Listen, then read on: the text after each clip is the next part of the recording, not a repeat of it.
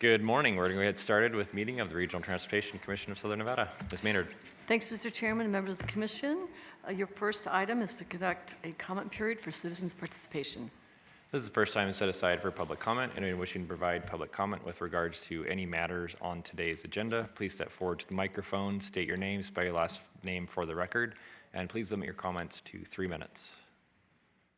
Seeing none, we'll go ahead and close the first public comment period. And I'll turn it back to Ms. Maynard, but I do also want to note for the record that Mayor Berkeley is excused and Mayor Hardy is on the phone. Thanks, Chairman. We would like to request that item 45 be pulled from the agenda. It will be brought back at a future board meeting. Otherwise, your agenda is in order, ready for your approval. Very good. I'll entertain a motion with that change. Move to approve as amended. There's a motion to approve as amended. All those in favor? Aye. Aye. Any opposed? The motion carries. And the next item is to receive your CEO report, and we'd like to start off today with what I think is pretty significant news. So I'd like to begin again today's report by recognizing RTC's safety and security team. The RTC was honored by the American Public Transportation Association for Bus Security Excellence. We have made significant strides to ensure the safety of our transit riders, and the numbers show that these investments are paying off. Last year, we saw an overall drop of 37% in assaults despite ridership increasing by more than 5%. Thanks to the board's support, we increased our security budget to boost security officer staff, equip officers with visible uniforms and firearms, deploy real-time incident reporting and GPS tracking technology, and reduce patrol quadrants for fast response. Additionally, we were the first transit agency to introduce the nano panic button for operators and zero eyes weapons detection technology at transit facilities, which has also received recognition statewide. RTC's safety and security team, led by Senior Director Tom Atterbury, has done an outstanding job working with Intercon Security to keep our passengers and operators safe. Tom, if you and your team could please stand up and be recognized.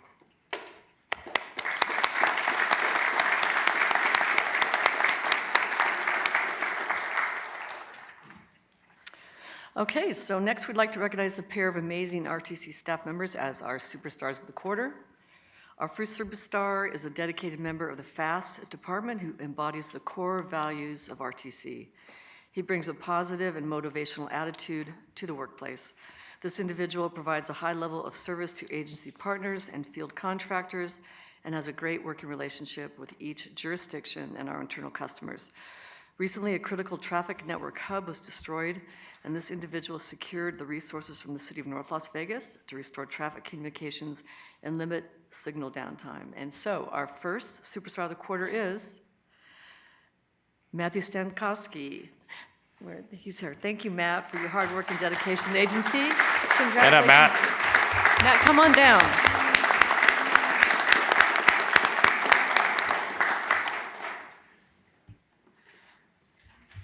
I had the chance to spend time with the FAST team out in the field, and not an easy job. Oh, what I'll do? Okay. Well, all right. Let me get really quick so we can get our picture taken together. So our second superstar is a focused team member who maintains a can-do attitude, remains cool under pressure, and brings a strong work ethic to our team. As the RTC raises awareness about funding challenges, this individual has put in extra hours, collaborated with staff from many departments, and responded promptly to all requests, providing key pieces of data to help tell our story. This individual has worked to enhance GIS systems, improving our map updates and reporting accuracy. Our second superstar of the quarter is Todd Gurney. So Todd, thanks for all that you do. Come on down.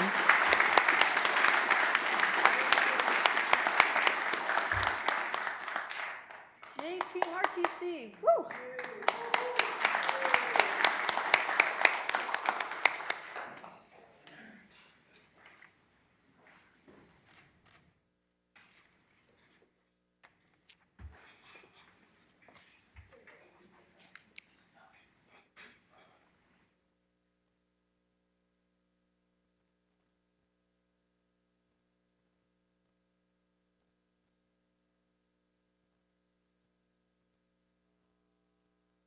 Great job. 3, 2, 1. Great job. Thanks. Thanks to you too. Great employees.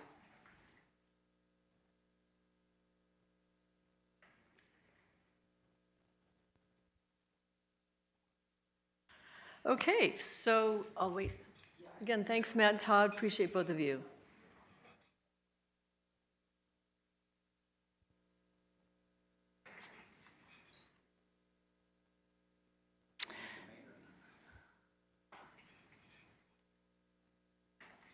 So RTC celebrated Rider Appreciation Week last month, connecting with over 800 transit and paratransit riders across the valley through giveaways, refreshments, and free transit passes. Events were held at the Bonneville Transit Center, our South Strip Transfer Terminal, and with paratransit partner agencies, and at busy bus stops across our system through our RTC on the Move team. The week was filled with gratitude, music, treats, and joyful interactions to thank our riders for their continued support and daily contributions to our transit system. A big thank you to our sponsors and community partners for helping us bring this celebration to life. So here's a quick video of the week's events. It might seem crazy what I'm about to say. Sunshine, she's here, you can take a break. Thank you, RTC. I use the bus every time I need to go to the doctor's. With the air, like I don't care, baby, by the way. Because I'm happy. Clap along if you. Thank you, RTC. I appreciate the assistance that you give for the buses, and it helps a lot. Hi RTC, thank you. I use the bus at least 5 times a week to see my brothers and look for work. It really does help. Know what happiness is to you. Because I'm happy. Thank you so much for providing the public transportation for me to attend my therapy sessions for my psychiatric care and for my VA visits, since I'm a veteran, disabled veteran, and also for helping me maintain sobriety, because these buses do help me get to my AA and my NA meetings. Thank you so much for being part of my life and helping me save my life. Thank you. I just want to say thanks to ROTC making sure I get to work every day. Thank you guys. Here's why. Because I'm happy. Clap along if you feel like a room without a roof. Because I'm happy. Thank you, RTC, for getting me to work every day. RTC, thank you so much. I enjoy taking public transportation, your bus, to get to the grocery store, to doctor's appointments, and keep up the good work. Bring me down. Can't none bring me down. Your love is too high. If that's not a great reminder of why we get up every day and do our job. And I also want to thank the operators that help get all of these passengers where they need to go. It really is a team effort, so good job. And so as we do every month, this is just as a reminder, we're usually always a couple months behind on this ridership data just as we collect it. So in March, you can see there is some good news report. We continue to see improvements in the Strip corridor, and that is due to the changes that were made by RTC Transit Team and TransDev. So Strip ridership increase of 35%. On-demand service continues to grow, and you see that's a 23%, and the residential service continues to grow. So again, as you saw on the previous video, we are moving people every single day to where they need to go, and that is thousands of passengers on a daily basis. And then you can see here in the deuce, again, pretty dramatic that those improvements made and how we're operating the resort corridor really translate into a large increase in service, and we hope to continue that trend. Last week, we celebrated National United for Infrastructure Week with the Latin Chamber of Commerce by hosting a vendor expo and infrastructure forum. More than 20 vendors participated in the expo to facilitate business connections and support industry growth. And 300 people attended the luncheon to hear about the opportunities and challenges in this space from thought leaders. And here's a short video recapping this particular event. Peter Guzman here at the Infrastructure Luncheon with RTC. This is something we've been doing every year, keeps getting bigger and better, and I'm just honored to partner with the RTC and everything the RTC does. Well, infrastructure is important in Nevada because we have to be able to get places. But on top of that, in order to build infrastructure, we need construction. That means people are working, and that's better for our community. Infrastructure is really the building block of our community here. We are building communities and connecting communities, and we are creating jobs for hundreds of thousands of people here in the Valley. So excited to have a discussion about what infrastructure means to this community here today. Good infrastructure means a good economy. It means people can get around, get where they need to go, and they can do it safely. Infrastructure is super important because without it, we wouldn't have the roads to drive our buses on. What infrastructure means to the Las Vegas Valley, for me, it's opportunity. When I look at our project, we're bridging two cities. We're looking, well, multiple cities. We're looking at Southern California and Southern Nevada coming together. People are going to be able to move quickly, efficiently, and they're going to be able to provide opportunities on both sides. You can work in Southern California and live in Vegas and vice versa. So I really see infrastructure being new opportunity, additional money. Let's get down to it. Economics is where it's at. And that's what it means to me. And infrastructure to me means building the foundation that keeps our communities running. It's a backbone to transportation, enabling goods and people to move around the country, the state, whatever that means to you as a user. We help make that better, make that safer, make that more effective. So infrastructure to the community, I mean, it's life. Infrastructure helps with thousands of jobs, with development for people to be able to get to their homes, to medical, to their businesses, their colleges, and it just helps with the transit and makes things much more efficient in life. Richard, thank you for being there. And David Swallow, great job. Okay, so speaking of David Swallow, May is National Bike Month, and the RTC has been celebrating with our partners with free, fun events valley-wide. Club Ride, RTC Bike Share, the Southern Nevada Bicycle Coalition, and the Las Vegas Cyclery have hosted and participated in community rides and events, bike repair clinics, bike to school and careers on wheels events, and the Eldorado Parade. Our teams have connected with hundreds of children, new cyclists, and biking enthusiasts throughout the month, and Club Ride shared the reported bike trips have increased by over 12% from April to May. With just over a week left in the month, it's not too late to join the fun. This weekend, we have 2 more events open to the public. It's a bicycle repair clinic and the City of Henderson Glow Ride. So for more information, you can scan the QR code on the screen or visit our website at rtcsnv.com/Bike Month 2025. And that concludes your CA report. Mr. Chair. Yep, Councilman. Just a quick follow-up question, and I don't know if you have this off the top of your head, but if not, if you could send it to me. The increase in ridership, especially in the residential area, can you send me where that increase is coming from, what routes? I'd like to see where in the community that's occurring from, and that way we can look at a little more in depth on that. Absolutely. If you'd like, we can include a very brief description when we talk about the ridership month over month on where it's occurring. So we'll do that going forward, but I'll get that information to you. Great. Any other comments? Seeing none, we'll move on to the next item. Okay. Next item is to receive the Nevada Department of Transportation Director's Report from Director Tracy Larkin-Thomason. Director. Good morning, everybody. So very quickly, let's see. We are working on a project to repair and replace retaining walls and sound walls along 1.1 mile stretch of I-11 US 95 between Flamingo Road and Desert Inn. The project involves the rehabilitation and stabilization of mechanically stabilized earth retaining walls, the construction of retaining walls, and the replacement of sound walls in both the northbound and southbound directions. The original walls were built in 1985, and part of this is just going back in and ensuring the structural integrity and confirming it as we move forward. And then this one, many people have noticed, and I have gotten many calls on this, positive calls. So on April 18th, we opened the northbound I-15 off-ramp to Arena Drive and Frank Sinatra Drive. On May 1st, we opened Tropicana Avenue to full capacity with 4 lanes in each direction over I-15. And also that same day, also the northbound I-15 off-ramp to Tropicana is now 6 lanes, while the southbound on-ramp now has 3 lanes. And on Friday, May 16th, we reopened all lanes on north and southbound I-15 and restoring 5 lanes of traffic in each direction through this key corridor. I don't often get calls at 8 o'clock in the morning from commissioners and councilmen going, wow, my commute was pretty good today. So I just savor that.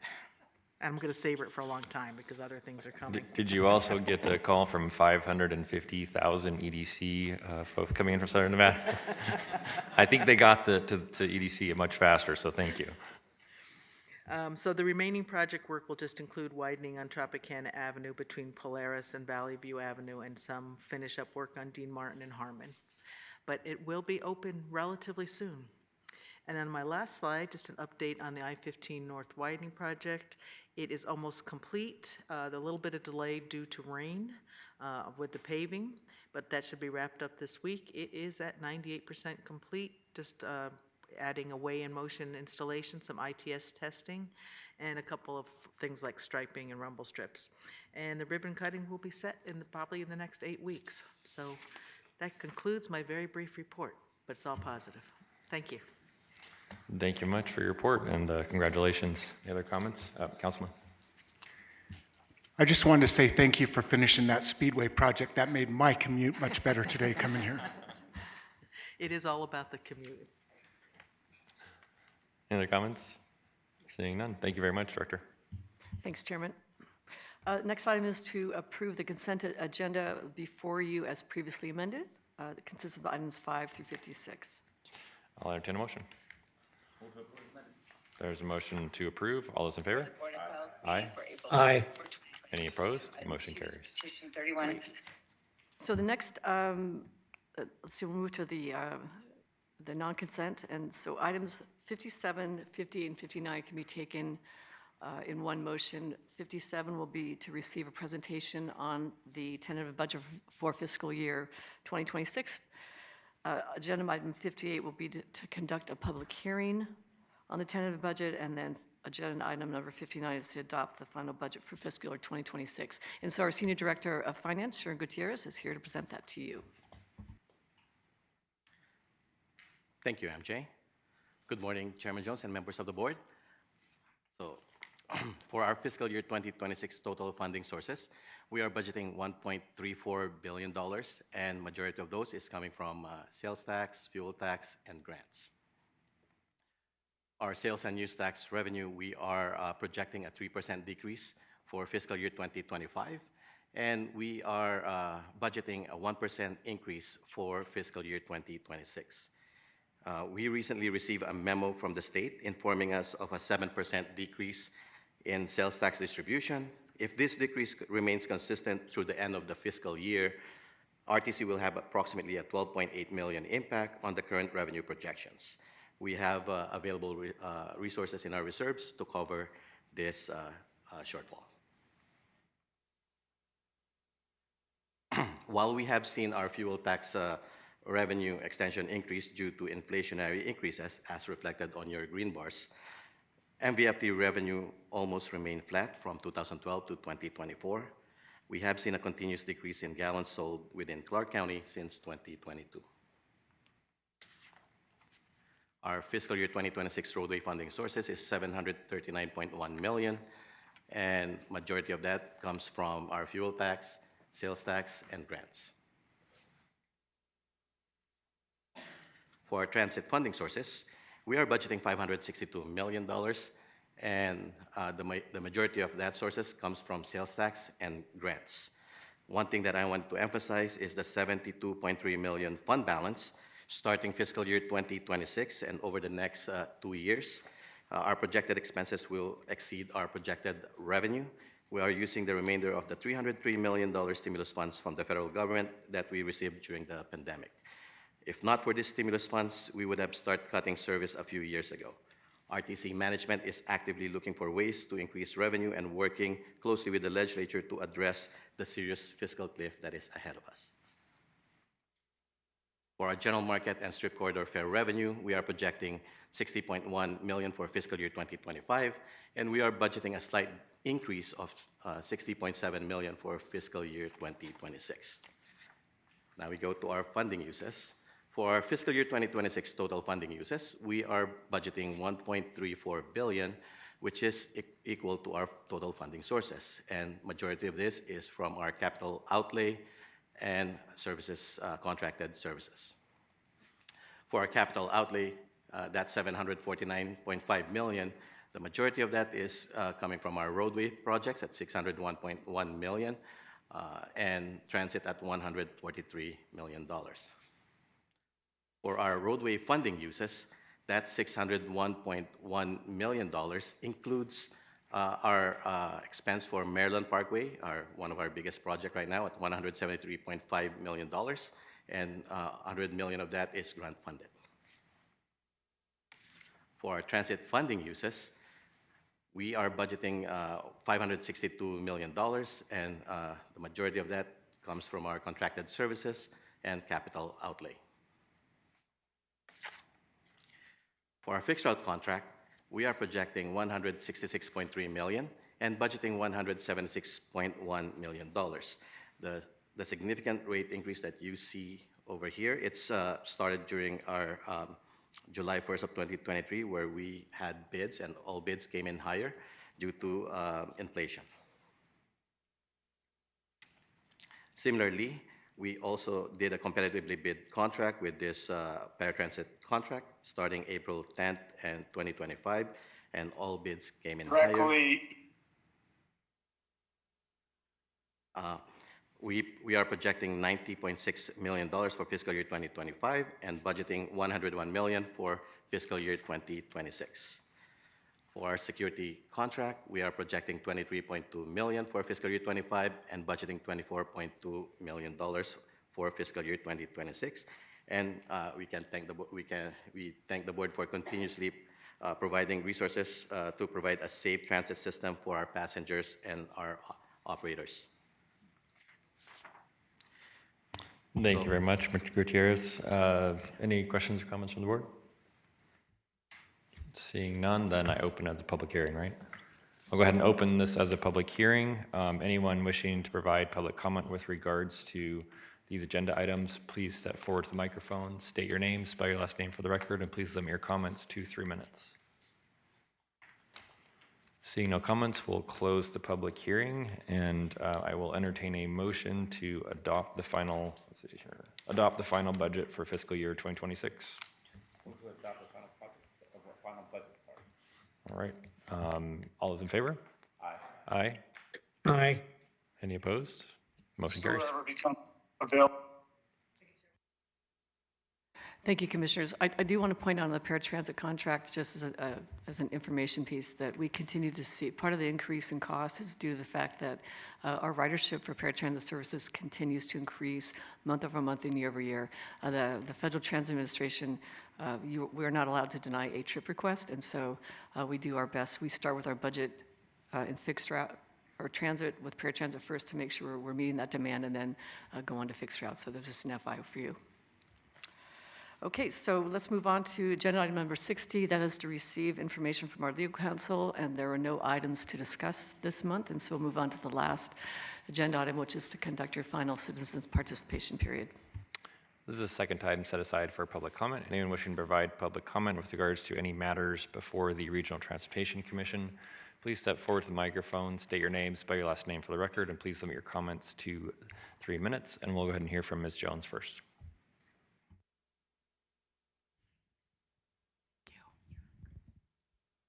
Good morning, everybody. My name is Shelley, Shelley Jones, Jones. And I want to thank all the paratransit drivers, Silver Ride, I call it Tango, but it's RTC on demand, and U-Serve drivers. They're very professional, and I like all the programs as well. Thank you very much, and have a good weekend. And stay cool, because it's hot.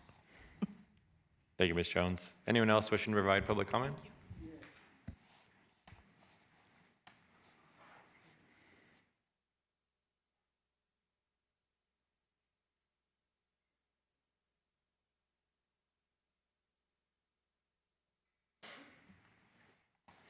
Good morning, Commissioner. Good morning, staff. Dennis Hennessy. I'm just a driver. I want to talk today. I don't know if many of you remember Arsenio Hall. He used to do a deal where he'd make a comment or he'd make a statement, and he'd end it by saying, kind of makes you go, I've been driving in this system now for 15 years, almost 15 years exactly.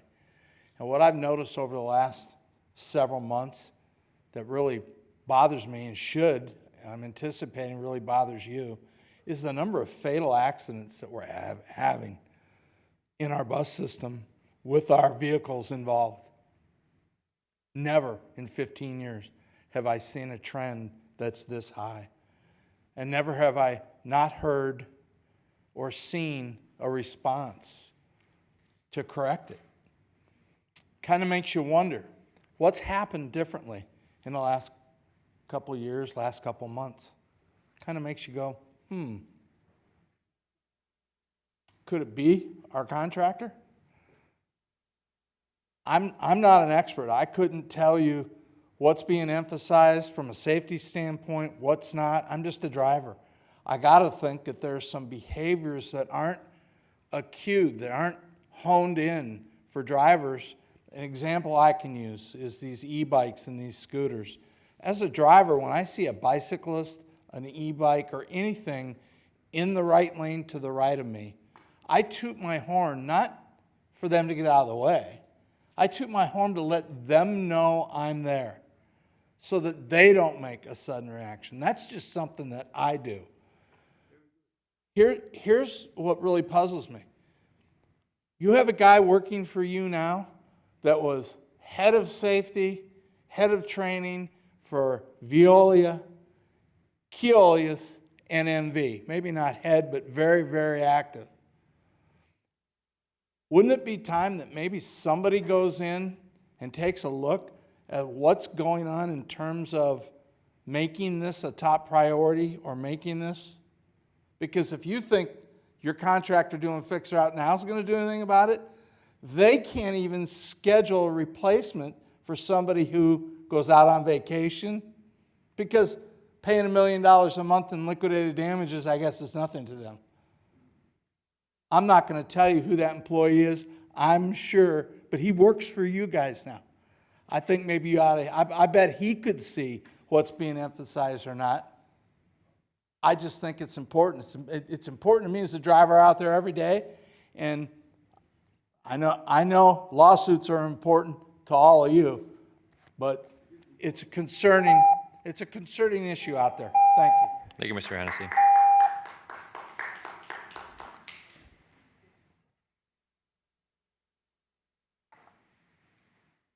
Morning.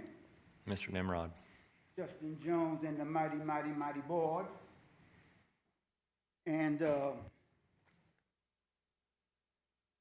rock star MJ, super rock star MJ. Yes. And the mighty team, and a mighty team. My name is Eric Melchizedek Christ Nimrod. You can find Christ in the Gospels being double-crossed and defeating the cross and death. I don't want to sound, the bus, I have a whole page full of things that I would like to say against the bus drivers. The way they pull off too fast, the way they stop too short, where they don't appear when they're supposed to come at the proper time. I mean, there's just a whole lot of stuff going on there. But I don't want to dump on them because we're to love one another. God is love. We're to love one another. We're to serve one another. Some people think that they don't have to serve, that they're in control. Those buses are weapons of mass destruction, not only for the people outside, because the gentleman is saying that he saw a lot of accidents, but for the people inside. The buses pull off too soon, people jerk and fall. The buses stop too soon, people jerk and fall. There's a whole bunch of scooters, carts, dogs, and a whole lot of other things on the bus that makes that area very, very, very dangerous. What should be done is teach the bus drivers to pull off slowly, to stop slowly. In the middle, they can boogie on down the road. But when they come into a stop, stop slowly. Think about your passengers that's in the back. See, the bus drivers are strapped in. They cool, ain't no problem. Some even have a problem turning on the air conditioning. Now, what I'm thinking is that a consciousness of servanthood should be put into the bus drivers even more. A lot of them are good, no doubt. I have no doubt about that. A lot of them are great. But it seems to me that I tend to run upon the kind of nutty ones who don't want to travel, who don't want to do the right thing. I'm at bus stops that there's no bus. So this is not a condemnation on the leadership. The leadership, I feel, is good, but sometimes you don't know what the employees are doing or how they're planning their little escapades. So if the gentleman is correct about all the accidents, and if I'm correct, which I am, about the stopping too soon and moving off too fast, I think some better training should be done. Thank you, Mr. Nimrod. Anyone else with permission to provide public comment?